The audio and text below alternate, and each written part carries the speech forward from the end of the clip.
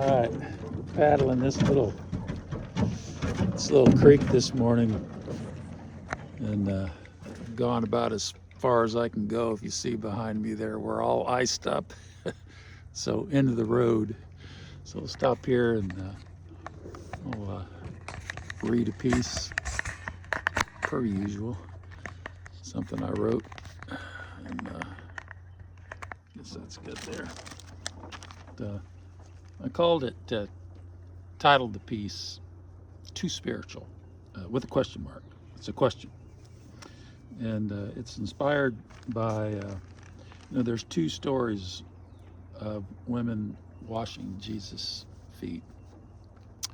And one in Luke, I think, I guess I should have verified that. This one's from the first 8 verses from John's Gospel. It goes like this.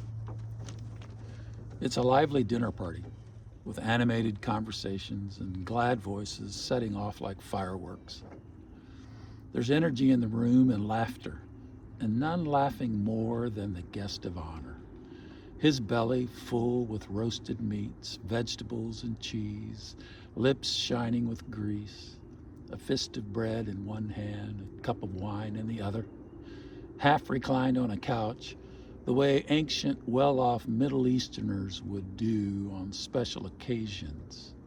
But then, initially unnoticed, a young woman timidly approaches, something under her arm. She kneels, daring to touch the man's feet, traces them with her fingers, then caresses them in her hands, and, perhaps as another woman had done, feeling them with her cheeks, and then her lips, kissing ankle to toes.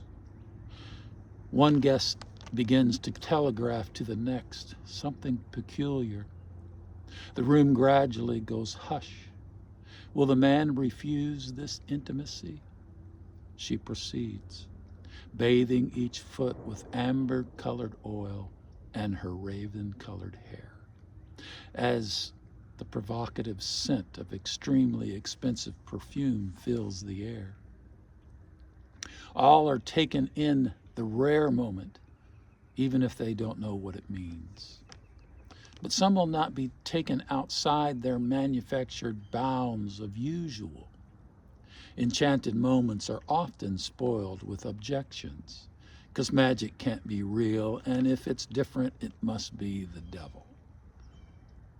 The prudish take exception to the sensual. The timid are suspicious or jealous of brave hearts.